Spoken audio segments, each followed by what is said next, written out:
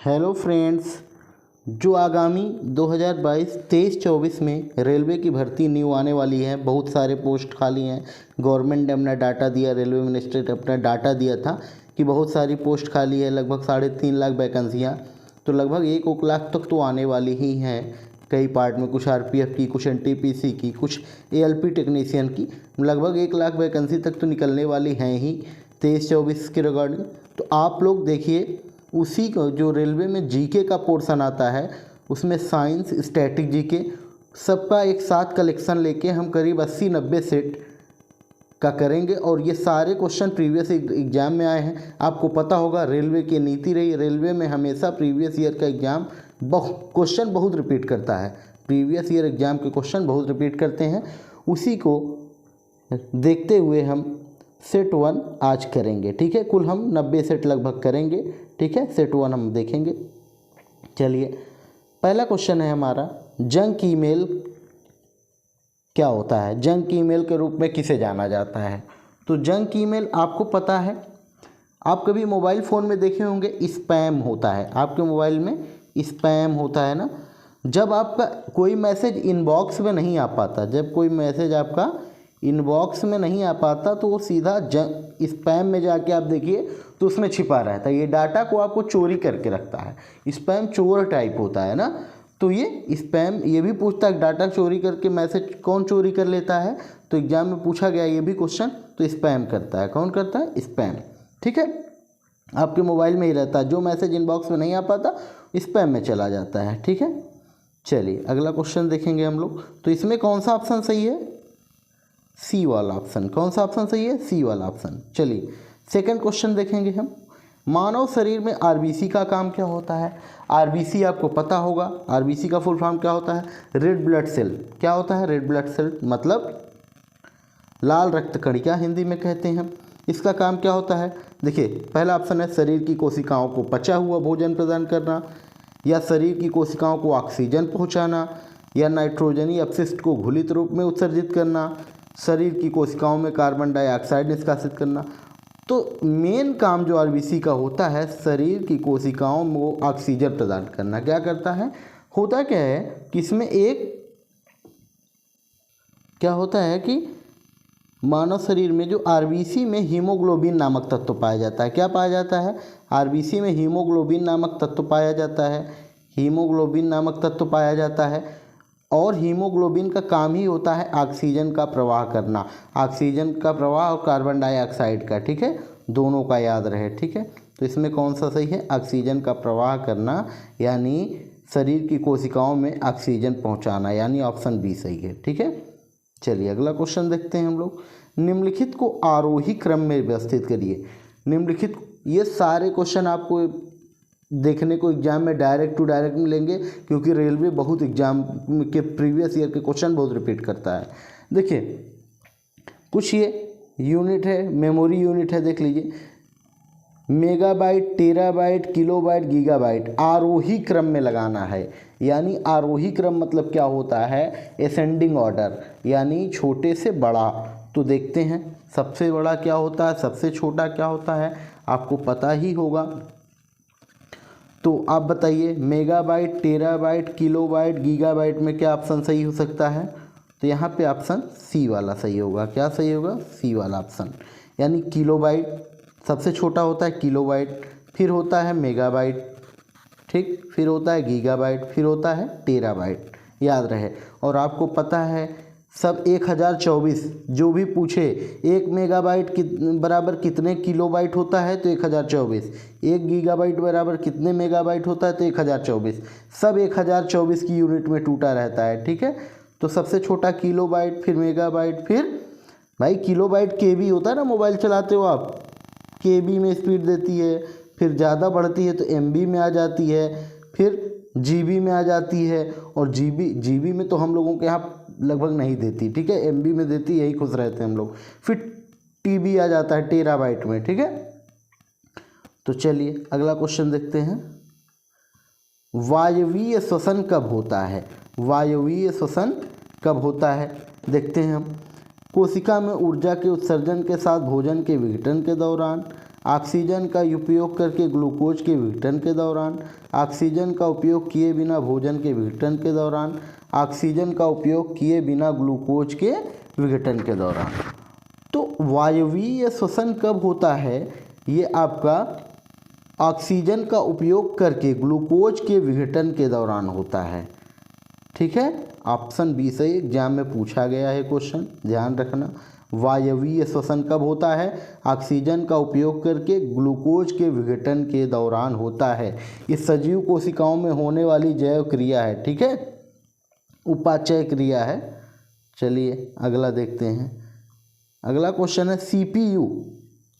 CPU को क्या कहा जाता है? आप लोग बहुत बार पढ़े होंगे सीपीयू को क्या कहा जाता है, कितनी बार एग्जाम में क्वेश्चन पूछा गया है। सीपीयू का फुल फॉर्म पूछा जाता है तो सेंट्रल प्रोसेसिंग यूनिट। ठीक है, और सीपीयू को कंप्यूटर का माइंड यानी दिमाग कहा जाता है। क्या कहा जाता है? कंप्यूटर का दिमाग कहा जाता है सीपीयू को। ठीक है, अगला क्वेश्चन देखेंगे हम लोग। पर्णवृत्त किसका भाग है, किसका अंग है?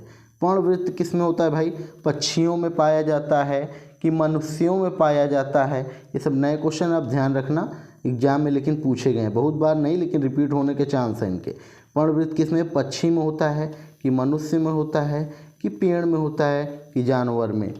तो आपको पता होना चाहिए। पर्णवृत्त इसको इंग्लिश में कहते हैं पेटियोल। क्या कहते हैं? पेटियोल कहते हैं। ठीक है, पेटियोल, पेटियोल कहते हैं। ये पेड़ का भाग है। किसका भाग है? पेड़ का भाग है। ठीक है, पेड़ का भाग है। ठीक है, इसका काम अलग अलग होता है, जैसे विशेष परिस्थितियों में पर्णवृत्त प्रकाश संश्लेषण का भी कार्य करता है ये ज़रूरत पड़ने पे। ठीक है, अगला क्वेश्चन देखेंगे। निम्न में से कौन सा भाग प्रकाश को मानव आँख में प्रवेश करने की सुविधा प्रदान करता है? ठीक है, तो मानव शरीर का आँख में कौन सा ऐसा भाग है जो हमें प्रदान करता है सुविधा? तो देखेंगे कार्निया पार्ट जो होता है, कार्निया पार्ट सुविधा प्रदान करता है जिससे हमारे आँख में प्रकाश प्रवेश करता है। कार्निया के बारे में आपको जानते हैं, एक क्वेश्चन ये भी पूछा जाता है कि जब कोई व्यक्ति नेत्रदान करता है, एग्जाम में क्वेश्चन पूछा जाता है कि जब कोई व्यक्ति नेत्रदान करता है, जब कोई व्यक्ति नेत्रदान करता है तो आँख का कौन सा पार्ट देता है? एग्जाम में कई बार पूछा गया, तो कार्निया ही दान दी जाती है। कौन सा पार्ट दिया जाता है? कार्निया। बहुत लोग रेटिना लगा देते हैं, रेटिना नहीं सही होता है। ठीक है, तो कार्निया ही ऐसी है जो प्रकाश को मानव आँख में प्रवेश करने की सुविधा प्रदान करती है। ठीक है, चलिए अगला क्वेश्चन देखते हैं। इनमें से कौन सा भारत का पहला रिएक्टर है जिसे U-233 को ईंधन के रूप में उपयोग करने के लिए डिजाइन किया गया है? तो इसके 4 ऑप्शन है, देख सकते हैं। ध्रुव, पूर्णिमा फर्स्ट, पूर्णिमा सेकंड और कामिनी। तो आप बताइए इसमें कौन सा सही है? इसमें सही है कामिनी। ठीक है, एग्जाम में पूछा गया है। भारत का पहला रिएक्टर कामिनी है जिसे U-233 को ईंधन के रूप में उपयोग करने के लिए डिजाइन किया गया है। ठीक है,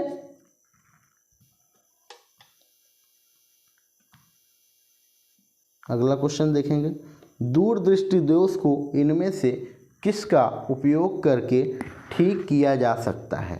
दूरदृष्टि दोष और निकट दृष्टि दोष से क्वेश्चन पूछे जाते हैं, तो आपको इसके बारे में थोड़ा नॉलेज होना चाहिए। बाकी फिजिक्स में तो आप पढ़े होंगे। दूरदृष्टि दोष को उत्तल लेंस का प्रयोग करके दूर किया जाता है। कौन सा लेंस? उत्तल लेंस। अगर आपको दूरदृष्टि दोष है तो डॉक्टर आपको किस लेंस का चश्मा देगा? उत्तल लेंस का। ठीक है, दूरदृष्टि दोष में होता क्या है? दूर की वस्तु साफ दिखाई देती है परंतु निकट की वस्तु साफ नहीं दिखाई देती। दूर की चीज़ें आप क्लियर देख पाओगे एकदम, लेकिन पास की चीज़ क्लियर नहीं दिखती। ठीक है, याद रहे। अब देखेंगे हम लोग अगला क्वेश्चन। भारत के प्रथम मानव रहित चंद्र अन्वेषक चंद्रयान-1 को कहाँ से प्रक्षेपित किया गया था? चंद्रयान फर्स्ट को कहाँ से प्रक्षेपित किया गया था? आप बताइए। तो आप मिसाइल से ही सब किया गया, तो श्रीहरिकोटा से। कहाँ से? श्रीहरिकोटा से। ठीक है, श्रीहरिकोटा, न व्हीलर द्वीप न तिरुवनंतपुरम, कहाँ से? श्रीहरिकोटा। और श्रीहरिकोटा है कहाँ? आंध्र प्रदेश में है। कहाँ पे है? आंध्र प्रदेश में। पूछा गया रेलवे में कई बार क्वेश्चन, श्रीहरिकोटा कहाँ है? तो आंध्र प्रदेश में है। ठीक है, भारत के प्रथम मानव रहित चंद्र अन्वेषक को श्रीहरिकोटा से प्रक्षेपित किया गया। ठीक है, अगला क्वेश्चन देखेंगे, निम्नलिखित में से कौन सा पौधा अनावृत बीजियों से संबंधित है? अनावृत बीजियों से संबंधित पौधा कौन? तो देखेंगे निम्नलिखित में से कौन सा पौधा अनावृत बीजियों से संबंधित है? अनावृत बीजियों से संबंधित पौधा कौन सा है आपका? देवदार। क्या? देवदार का पेड़ आप जानते होंगे, देवदार की लकड़ियाँ बहुत अच्छी होती हैं। ठीक है, अनावृत पौधे के बीज में क्या होता है? आवरण नहीं होता। जैसे ये बीज है ना, सभी बीज में से कुछ कवच टाइप रहता है ना, फिर उसको छीलो तब अंदर से वो दिखेगा ना। इसमें खुली बीज होती है, ऐसे केवल सिंपल। इसमें कोई कवच और आवरण नहीं पाया जाता। इसमें पूछता है अनावृत बीजी पौधों में क्या होता है? इसमें अनावरण नहीं पाया जाता, कोई कवच वच नहीं होती इसमें। ठीक है, चलिए अगला क्वेश्चन देखेंगे, अखिल भारतीय किसान सभा, अखिल भारतीय किसान सभा के पहले अध्यक्ष कौन थे? अखिल भारतीय किसान सभा के पहले अध्यक्ष स्वामी सहजानंद सरस्वती थे कि पीसी जोशी थे, जयप्रकाश नारायण थे, कौन थे, या आचार्य नरेंद्र देव थे? इतने ऑप्शन हैं, तो याद रहे अखिल भारतीय किसान सभा के पहले अध्यक्ष स्वामी सहजानंद सरस्वती थे। कौन? सहजानंद सरस्वती। ऑप्शन ए सही है। ठीक है, पूछा गया क्वेश्चन है, अखिल भारतीय किसान सभा के पहले अध्यक्ष स्वामी सहजानंद सरस्वती थे। वर्ष 1936 में, कब? 1936 में अखिल भारतीय किसान सभा का गठन कहाँ पे हुआ था? लखनऊ में। कहाँ पे? लखनऊ में हुआ था। ठीक है, लखनऊ में। चलिए अगला क्वेश्चन देखते हैं, इनमें से कौन सी संयुक्त राष्ट्र एजेंसी परमाणु प्रौद्योगिकी की सुरक्षा एवं शांतिपूर्ण उपयोग के लिए जवाबदेह है? तो अब बताइए कौन सी एजेंसी है जो परमाणु प्रौद्योगिकी की सुरक्षा एवं शांतिपूर्ण उपयोग के लिए जवाबदेह है? जो मतलब एजेंसियां सभी परमाणु देश जितने हैं सब पे अंकुश लगाती हैं कि आप परमाणु का उपयोग नहीं करेंगे, आप नहीं। तो बताइए इसमें क्या है? ऑप्शन नंबर बी, अंतर्राष्ट्रीय परमाणु ऊर्जा एजेंसी। अंतर्राष्ट्रीय परमाणु ऊर्जा एजेंसी। ठीक है, अंतर्राष्ट्रीय परमाणु ऊर्जा एजेंसी की स्थापना कब हुई थी पूछ लेता है, तो आपको पता होना चाहिए 1957 में। ठीक है, संयुक्त राष्ट्र के एक अवयव के रूप में, एक यूनिट के रूप में, ठीक है, शांतिपूर्ण प्रयोग पर बल देने के लिए की गई। ठीक है, एग्जाम में पूछा जाता है संयुक्त राष्ट्र के कितने अंग हैं? एग्जाम में बहुत बार पूछा गया है कि संयुक्त राष्ट्र के यानी यूएन के कितने अंग हैं? तो 6 अंग हैं। कितने अंग हैं? 6 अंग हैं। पहला अंग का नाम क्या है? संयुक्त राष्ट्र महासभा। दूसरा अंग है, पहला अंग है संयुक्त राष्ट्र महासभा, दूसरा अंग है सुरक्षा परिषद, तीसरा है न्यास परिषद, चौथा क्या है? संयुक्त राष्ट्र आर्थिक एवं सामाजिक परिषद, और पांचवा है अंतर्राष्ट्रीय न्यायालय। अंतर्राष्ट्रीय न्यायालय के बारे में पूछता है। अंतर्राष्ट्रीय न्यायालय कहाँ है? तो नीदरलैंड में है। कहाँ पे है? नीदरलैंड। नीदरलैंड कहाँ की राजधानी? हेग में है। कहाँ पे? नीदरलैंड में आपका अंतर्राष्ट्रीय न्यायालय है। नीदरलैंड की राजधानी हेग में। कहाँ पे? हेग में। ठीक है, पूछा भी गया है। और 6वां अंग क्या है संयुक्त राष्ट्र का? तो संयुक्त राष्ट्र सचिवालय। क्या है? संयुक्त राष्ट्र सचिवालय।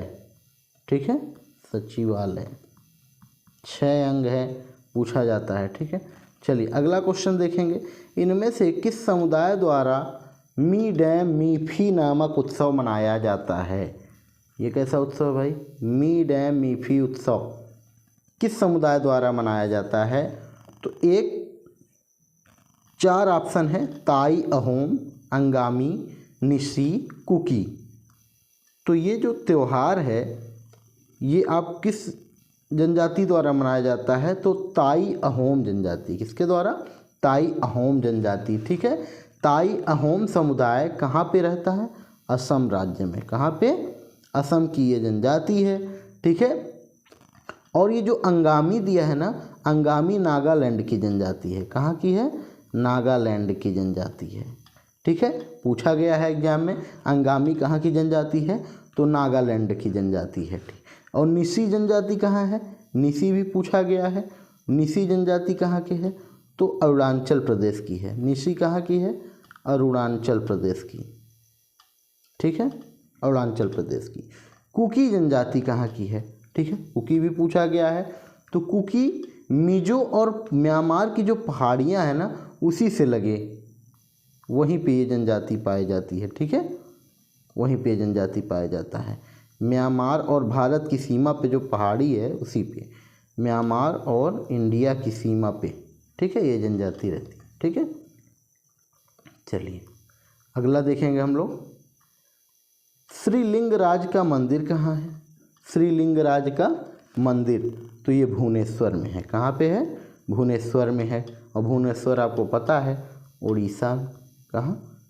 उड़ीसा की राजधानी है। ठीक है, उड़ीसा की राजधानी है। अच्छा, 11वीं सदी में बनवाया गया। ये कब बनवाया गया? 11वीं सदी में बनवाया गया था ये मंदिर। ठीक है, और ये मंदिर पूछा जाता है, लिंगराज मंदिर किस भगवान को समर्पित है? तो भगवान शिव को। किसको? भगवान शिव को समर्पित है ये। ठीक है, लिंगराज मंदिर का निर्माण किसने करवाया था? तो सोमवंशी राजवंशों ने करवाया था। किसने? सोमवंशी राजवंशों ने। नोट करते चलिएगा, सोमवंशी राजवंशों ने करवाया था इसको। अब बाद में गंग वंश के शासकों द्वारा भी करवाया गया था कुछ काम में। गंग वंश के शासक भी कुछ काम इसमें करवाए थे बाद में। ठीक है, अब इसमें एक द्वारका मंदिर है, ये भी। तो द्वारका मंदिर कहाँ है? गुजरात राज्य में स्थित है। कहाँ पे है?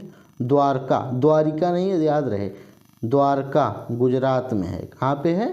गुजरात में है। ठीक है, तिरुपति बालाजी मंदिर, ये भी आप देख सकते हैं, ऑप्शन डी वाला कहाँ है? तिरुपति बालाजी मंदिर आंध्र प्रदेश में है। कहाँ पे है? आंध्र प्रदेश से। मंदिरों से भी खूब क्वेश्चन पूछे जाते हैं, याद रहे। ठीक है, बहुत क्वेश्चन पूछे जाते हैं।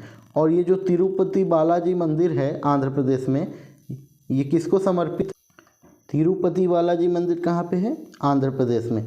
लेकिन इसका आंसर जो है, श्रीलिंगराज का मंदिर कहाँ पे है? भुवनेश्वर में है। ठीक है, तिरुपति बालाजी मंदिर भी याद रखना आंध्र प्रदेश में है। ठीक है, चलिए अगला क्वेश्चन हम लोग देखते हैं।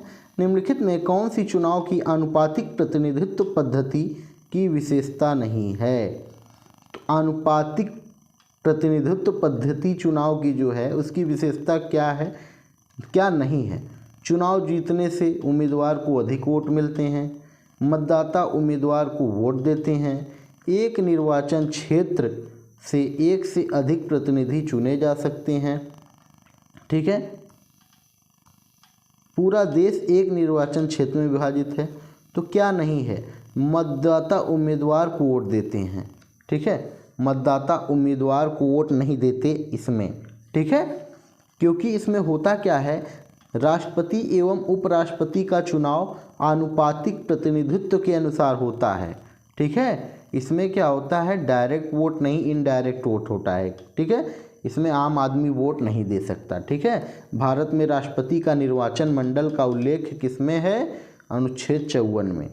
ठीक है, ये जो पद्धति है चुनाव की, आनुपातिक प्रतिनिधित्व, तो ये जो है राष्ट्रपति वगैरह का चुनाव होता है, राज्यपाल वगैरह का, जो आम आदमी नहीं दे सकता। ठीक है, इसमें वोट। चलिए, मतलब इसमें ऑप्शन जान लीजिए कौन सा सही है। मतदाता उम्मीदवार को वोट नहीं देता, आम आदमी नहीं दे सकते। ठीक है, चलिए अगला देखते हैं। मोढेरा स्थित सूर्य मंदिर का निर्माण, मोढेरा स्थित सूर्य मंदिर का निर्माण पूछा गया है एग्जाम में। तो बताइए किसने करवाया? मोढेरा स्थित सूर्य मंदिर का निर्माण चालुक्य राजवंशों ने करवाया। किसने करवाया? चालुक्य राजवंशों। मोढेरा सूर्य मंदिर गुजरात राज्य के, कहाँ पे है ये? गुजरात में। कहाँ पे?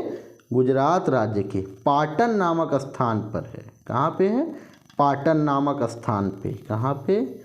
पाटन नामक स्थान पे ठीक है, वहीं एक मोढेरा गांव है, वहीं पे है। ठीक है, इस सूर्य के मंदिर का निर्माण भीमदेव प्रथम ने करवाया था। किसने करवाया था? भीमदेव प्रथम ने। पूछा गया है, भीमदेव प्रथम ने करवाया था। कब करवाया था? 1026 ईस्वी में। ठीक है, चलिए अगला क्वेश्चन देखते हैं हम लोग। विश्व छात्र दिवस कब मनाया जाता है? विश्व छात्र दिवस कब मनाया जाता है? तो 15 अक्टूबर को। कब मनाया जाता है? 15 अक्टूबर को। ठीक है, विश्व छात्र दिवस डॉक्टर APJ अब्दुल कलाम, ठीक है, APJ अब्दुल कलाम के जन्मदिन के रूप में मनाया जाता है। इनका बर्थडे जब होता है उसी को हम कहते हैं विश्व छात्र दिवस। वर्ष 2010 में विश्व छात्र दिवस मनाने की घोषणा किसने की थी? UN ने की थी। 2010 से मनाया जाता है। 2010 में संयुक्त राष्ट्र ने घोषणा की कि विश्व छात्र दिवस मनाया जाएगा 15 अक्टूबर को। ठीक है, चलिए अगला देखते हैं। इनमें से किसे खाना की उपाधि दी गई? अच्छा, खाना को उपाधि आप पता है किसको दी गई? तो इसमें किसको खाना की उपाधि दी गई? बैरम खां को। किसको? बैरम खां को। बैरम खां को दी गई। बैरम खां कौन थे? बैरम खां हुमायूं और अकबर का सेनापति। हुमायूं और अकबर के सेनापति थे ये बैरम खां। ठीक है, हुमायूं ने बैरम खां को अकबर का संरक्षण नियुक्त किया था। ठीक है, इन्हीं के संरक्षण में ही अकबर का राज्याभिषेक हुआ था। और ये मतलब अकबर को सलाह देते थे सब, मतलब एक तरीके से यही पूरा अकबर राजा थे। जब तक अकबर छोटे थे तो यही पूरा संभाले हुमायूं के बाद। ठीक है, विश्व भूख दिवस कब मनाया जाता है? भाई ये कैसा? विश्व भूख दिवस कब मनाया जाता है? तो 28 मई को। कब मनाया जाता है? 28 मई को। ठीक है, अब एक चीज़ ये भी याद रखना, इसमें कुछ दिवस हैं तो एक बहुत इम्पोर्टेंट दिवस एग्जाम में पूछा जाता है, रेड क्रॉस दिवस। रेड क्रॉस दिवस। रेड क्रॉस दिवस कब मनाया जाता है? तो याद रहे 8 मई को। कब मनाया जाता है? 8 मई को। विश्व रेड क्रॉस दिवस पूछा जाता है, कब मनाया जाता है? तो 8 मई को। ठीक है, चलिए अब अगला क्वेश्चन हम लोग देखते हैं। इसमें क्वेश्चन नंबर 21 देखेंगे। न दलील, न वकील, न अपील, टिप्पणी इनमें से किससे संबंधित है? तो इसको ऐसे भी क्वेश्चन पूछा जाता है, बिना वकील, बिना दलील, बिना अपील, ये किससे संबंधित है? भैया तो आपको पता होता, एक रॉलेट एक्ट आया था। क्या आया था? रॉलेट एक्ट आया था। उसमें अंग्रेज लोग लाए थे 1909 में। कब लाए थे? 1919 में। कब लाए थे? 1919 में कानून लाए थे। इसमें क्या था, अंग्रेज जो है ना ऐसे ही सबको जेल में बंद कर दे रहे थे बिना किसी मुकदमा चलाए। ठीक है, तो इस रॉलेट एक्ट में क्या था, अंग्रेज लोग बिना मुकदमा चलाए इंडियन को बंद कर दे रहे थे। ठीक है, तो उसी को गांधी जी थे उस समय।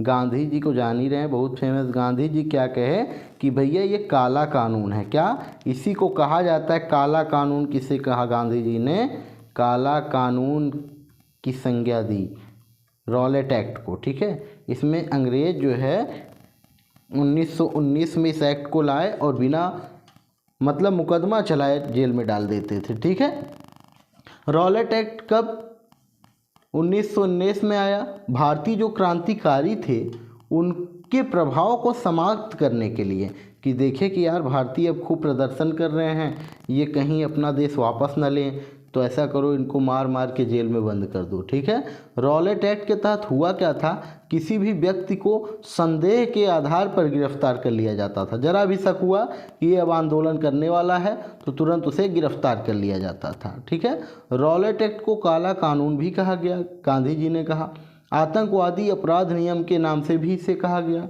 ठीक है, रॉलेट एक्ट का विरोध करने के लिए, इसी में याद रहे, रॉलेट एक्ट का विरोध करने के लिए 6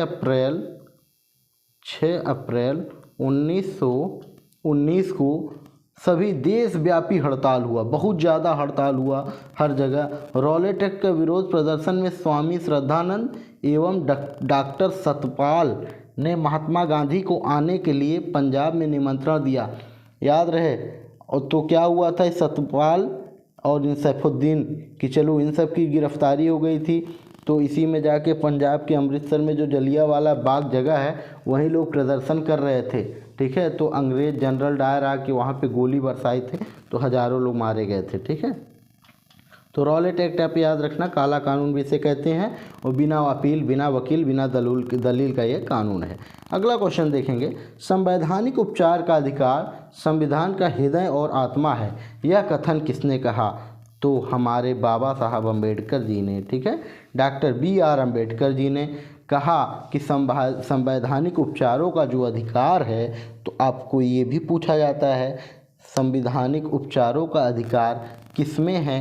तो अनुच्छेद 32 में। किसमें है? अनुच्छेद 32। अनुच्छेद 32 को कहा गया संवैधानिक उपचारों का अधिकार, और इसी को बाबा साहब अम्बेडकर ने क्या कहा कि संविधान का हृदय और आत्मा है। क्या है? हृदय और आत्मा है। अनुच्छेद 32 के अंतर्गत केवल मूल अधिकारों को ही गारंटी दी गई है, अन्य अधिकारों को नहीं। भाई मूल अधिकारों की गारंटी दी गई है, ठीक है। चलिए अगला क्वेश्चन देखते हैं। कर्क रेखा इनमें से किस राज्य से नहीं होकर गुजरती? तो पहली बात तो आपको ये पता होना चाहिए कर्क रेखा किन किन राज्यों से होकर गुजरती है, ठीक है। तो कर्क रेखा कुल भारत के 8 राज्यों से होकर गुजरती है, जिसमें आप नोट कर लीजिए, जिसमें से नहीं होगा वही ऑप्शन हो जाएगा इसमें। एक तो गुजरती है गुजरात से, राजस्थान से, मध्य प्रदेश से, छत्तीसगढ़ से, झारखंड से, पश्चिम बंगाल से, त्रिपुरा से, मिजोरम से। तो इसमें किसका नाम नहीं आया भाई? असम का नाम नहीं आया। किसका नाम नहीं आया? असम का नाम नहीं आया ना, तो असम से होकर नहीं गुजरती है, ठीक है। इसका एक ट्रिक भी है, मित्र पर गमछा झार। मित्र पर गमछा झार, गमछा झार आप कह सकते हैं। मी से मिजोरम, त्रि से त्रिपुरा, प से पश्चिम बंगाल, र से राजस्थान, ग से गुजरात, म से मध्य प्रदेश, छ से छत्तीसगढ़, ठीक है। झ से झारखंड, ठीक है। तो कौन सा ऑप्शन सही होगा? असम। असम से कर्क रेखा होकर नहीं गुजरती, ठीक है। मित्र पर गमछा झार वाला ट्रिक याद रखना आप लोग, ठीक है। चलिए, अल नीनो शब्द किस भाषा से लिया गया है? अल नीनो शब्द किस भाषा से लिया गया है? तो अल नीनो स्पेनिश भाषा का वर्ड है, पहले ये जान लीजिए आंसर इसका। स्पेनिश भाषा का वर्ड है क्या? ठीक है। स्पेनिश भाषा में अल नीनो का अर्थ होता है छोटा लड़का, छोटा लड़का, ठीक है। अल नीनो एक जलवायु, ये एक मानसून है, पता है नहीं, जलवायु है।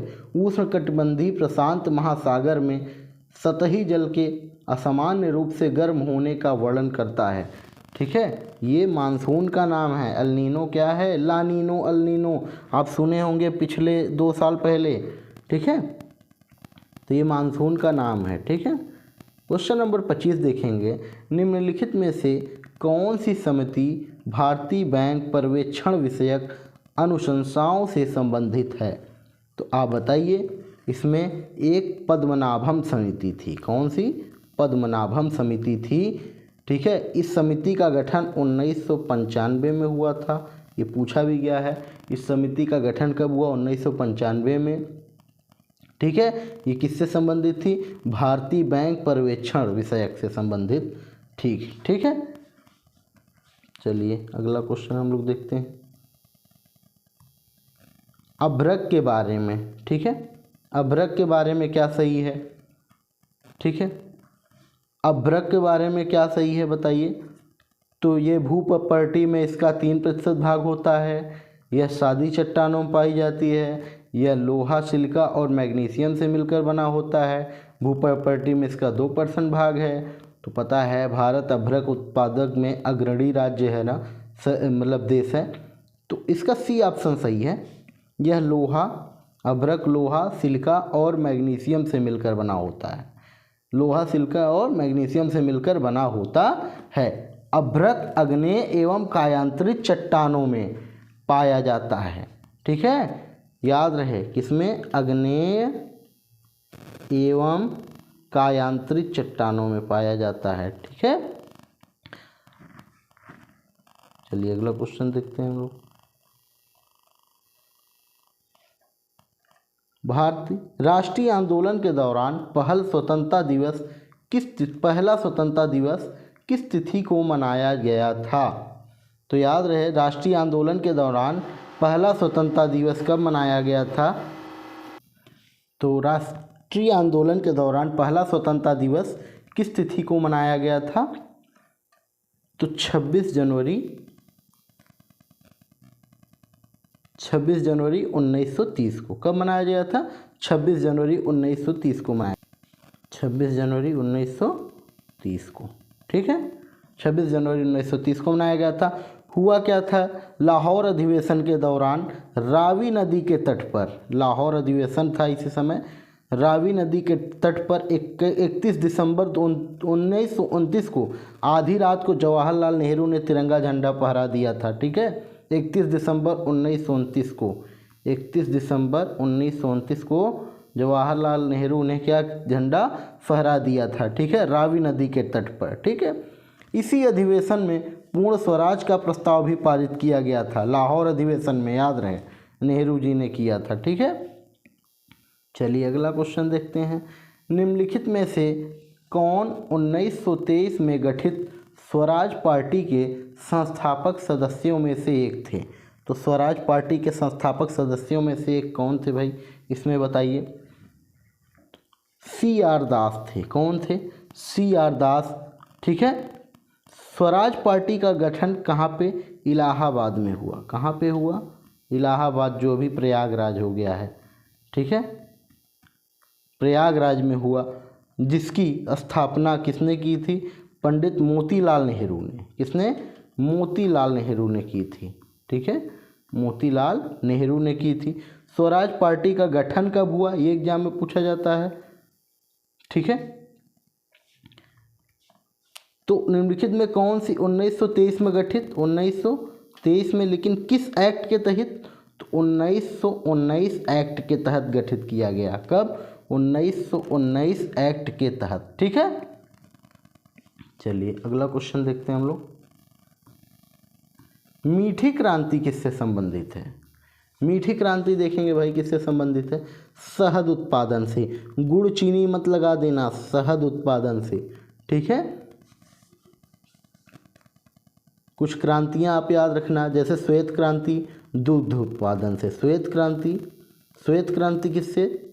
श्वेत क्रांति किससे थी? दूध। और मीठी क्रांति शहद उत्पादन से। ठीक है, शहद उत्पादन से। चलिए अगला देखेंगे।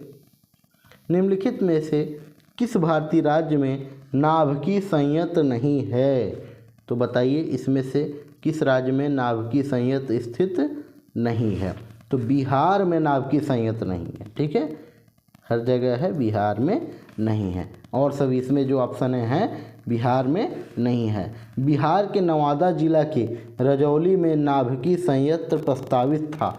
ठीक है, नवादा जिले में था कि प्रस्तावित था, बनेगा, लेकिन अभी पूरा नहीं हो पाया है। ठीक है, बाकी राजस्थान में है, राजस्थान में माही जो जगह है वहाँ पे है, तमिलनाडु में है, मध्य प्रदेश में है, पश्चिम बंगाल में है, गुजरात में है, हरियाणा में है। ठीक है, ये सब याद रखना।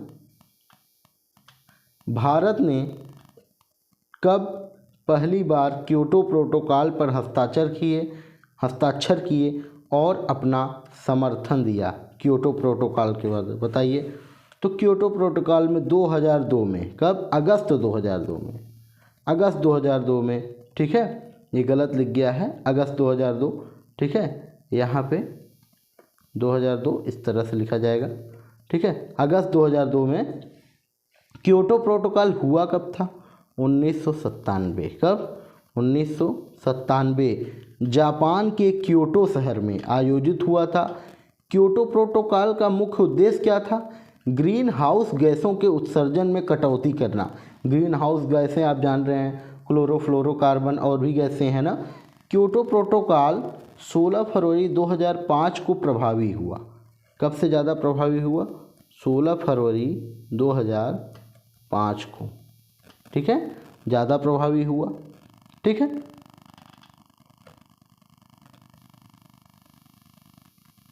अगला क्वेश्चन देखेंगे। भारत के मुख्य चुनाव आयुक्त और चुनाव आयुक्तों की नियुक्ति कौन करता है? ठीक है, तो बताइए। भारत के उपराष्ट्रपति करते हैं, जनरली ज़्यादातर आपको पता होगा राष्ट्रपति ही सबकी नियुक्तियां करते हैं। तो भारत के मुख्य चुनाव आयुक्त और चुनाव आयुक्तों की नियुक्ति राष्ट्रपति जी करते हैं। कौन करते हैं? राष्ट्रपति। ठीक है, अच्छा ये भी पूछा जाता है चुनाव आयोग कितने अनुच्छेद में है? तो अनुच्छेद 324 में चुनाव आयोग की बात कही गई है। ठीक है, अनुच्छेद 324 में चुनाव आयोग है। ठीक है, पूछा भी गया है कई बार। ठीक है, चुनाव आयोग का गठन कब हुआ? तो 1950 में। ठीक है।